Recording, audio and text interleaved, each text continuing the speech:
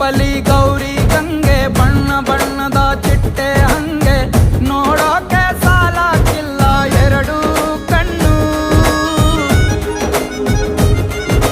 ಗಂಡು ಹೈಕಳು ಬೆಪ್ಪಾಗವ್ರೆ ಬೆರಗು ಕಣ್ಣಲ್ಲಿ ನೋಡ್ತಾ ಅವ್ರೆ ದಾವಣಿಲೆ ಬೀಸುತ್ತಾರೆ ಹೆಣ್ಣೈಕಳು.